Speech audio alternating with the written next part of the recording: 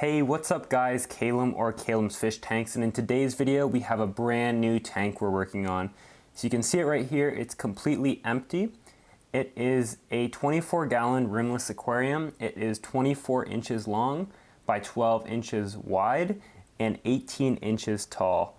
Now if you look up there, you can see the light we are using. We are using an AI Prime HD, but anyways, today I'm going to be setting up the hardscape. So adding all the soil and substrate, as well as the wood I will be using for the tank. So let's get started.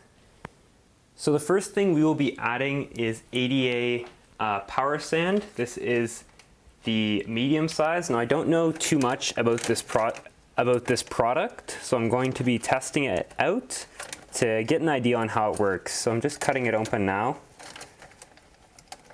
I'll get you guys some close-ups of it once I've added it to the tank. But I'm basically just going to pour it along the back layer. I've only seen this stuff used in videos before, so I don't know too much about it, but there's like some little pamphlet in the bag. So I guess I'll check that out in a bit. But yeah, I'm just gonna spread that out and then I'll get you guys some close-up. So you can see it close up here, and it's basically porous volcanic stones that they have incorporated their different mixtures of other additives, things like the Bacter 100 and those things. So it's basically to get like an all-in-one of that to create a really good substrate system. So I'll have to test it out and see if I notice any differences. I'm not sure if I will, but I guess we will find out eventually.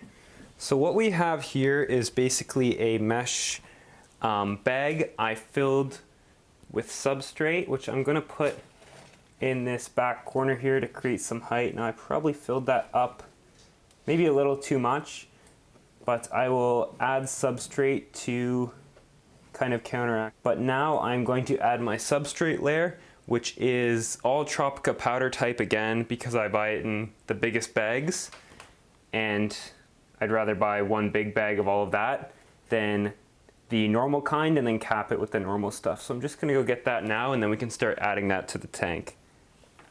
So I found an old bag here that I'm just gonna very quickly throw in along the front, trying to prevent the power sand from being pushed forward, because it's not the prettiest, so I don't really want to see it in the front of the tank. But now I'm going to go add that other bag to add in.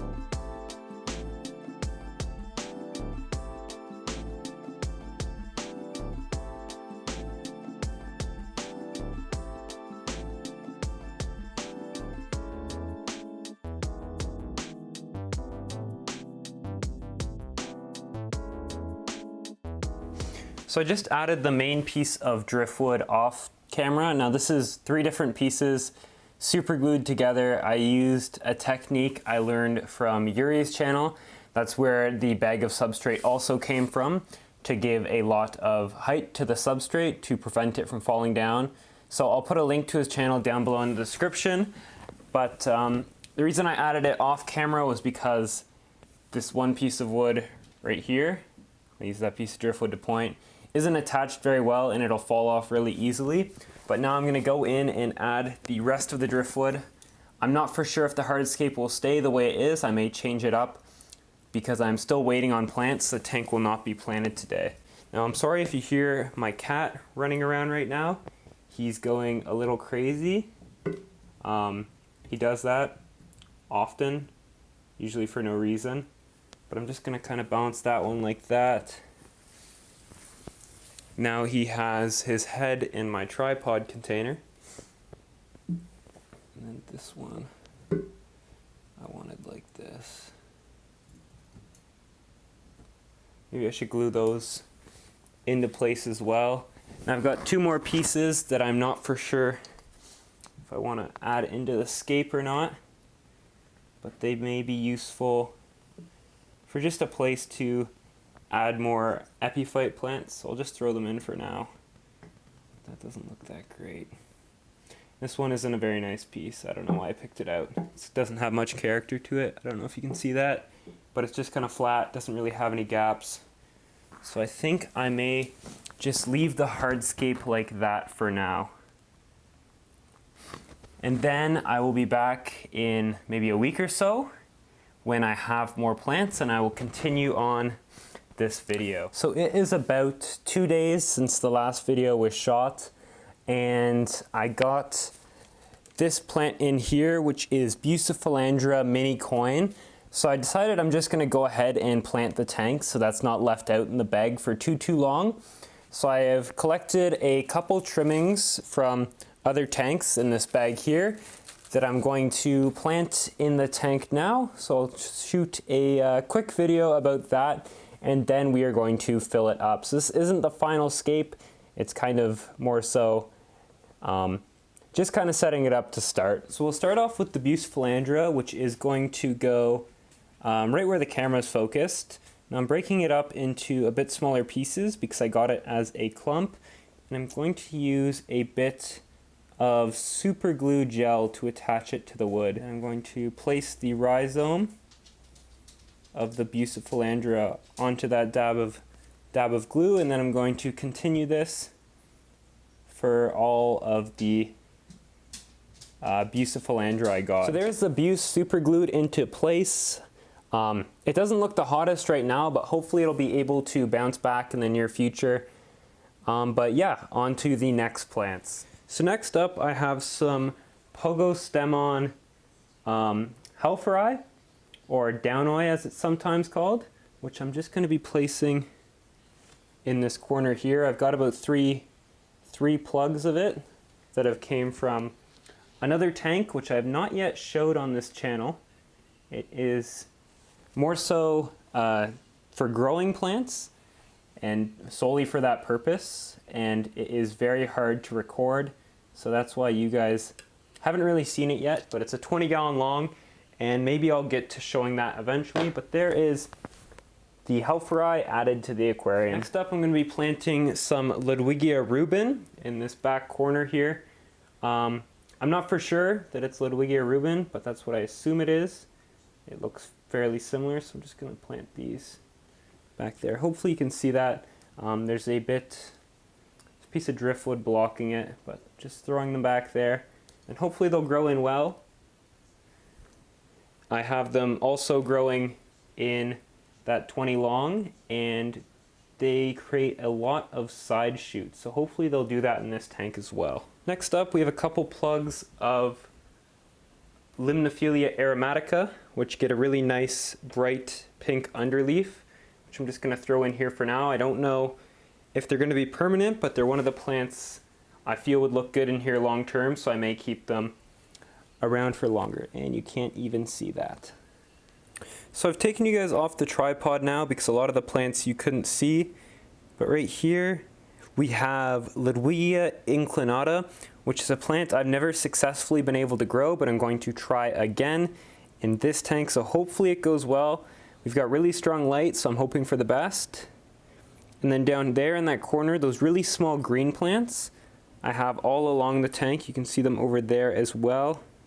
It's not really focusing on them, but that is Myriophyllum guyana mini. And then these pink ones here are Limnophilia aromatica. And then these green ones are Rotala species green. And then down there, right in the center of the screen, is Rotala macrandra mini butterfly, which is the last little bit I have of it. So I'm trying to take it back in this tank. But there is the whole tank right now, no water. So I'm gonna go fill it up now, and yeah, I'll show you guys once it's filled up. So it is currently 2 days since I filmed the last video, and you may notice the tank is filled, and I didn't get to shoot that because I had a bit of a disaster. So the filter I got off of Kijiji was a little busted. It was not really busted, it was missing some parts. So those ball valves that come with the Eheim canister filters, I didn't really realize how important they were. So mine didn't have it, but I thought it was fine anyway. So basically what happened was once I put the filter on, I tried to start priming it. So I was taking off the lid to fill it up, and then water started backflowing through the tubes in the tank into the filter. And then when that started, the pressure became too high, so I couldn't get the filter head back on the canister filter. And then the filter began to overflow, and I sprayed about 8 gallons of water onto my living room floor before I could get the lid back on. So after that happened, we had about 8 gallons of water on our floor, so we got some towels to clean it up. But then a bunch had seeped under the stand, and we have hardwood floors, so it would have started to warp.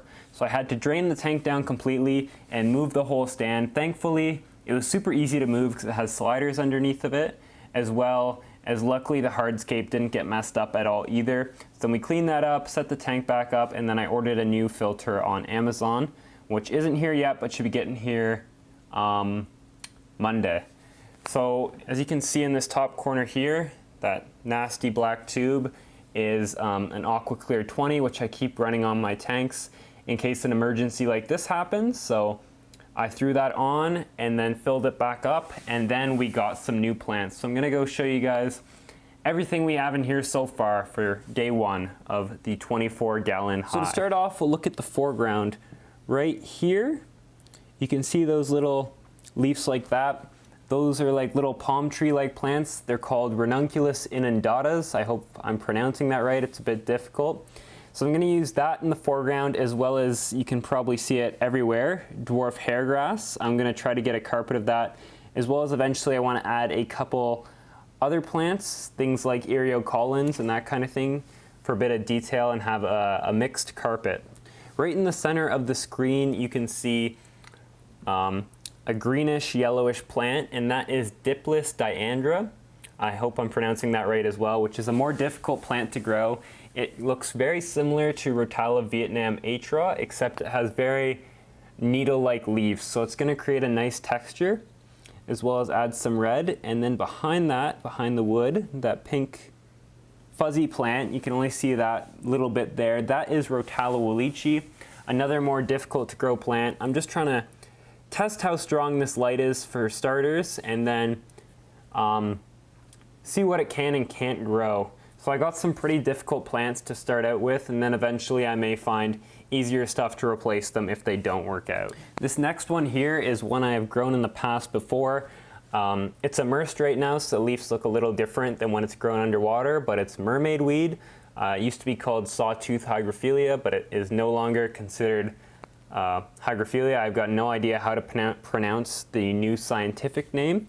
And then right underneath, you may be able to see a little bit of yellow peeking through the pieces of wood, and that is Ludwigia inclinata verticillata, I think. I'm not exactly sure. The fish store didn't have it labeled, but it's a plant I've tried, I think 2 or 3 times now, and have never had success with. So I'm trying it again under this light, and hopefully it looks good and does well, because it has this really nice yellow that can turn a bright, bright orange or even red under good light. So that's gonna be the goal with this tank. Now, the tank is still looking a little empty. There's nothing really on the wood yet, but tomorrow my local fish club is having an auction. So I'm gonna hope to find a couple rhizome plants to add, as well as maybe some more accents I can add to the foreground and midground to make the tank a bit more detailed, I guess. So yeah, that about does it for this video. It was super stressful. Probably didn't need to be. But yeah, thank you guys so much for watching. This was KalemsFishtanks. Peace.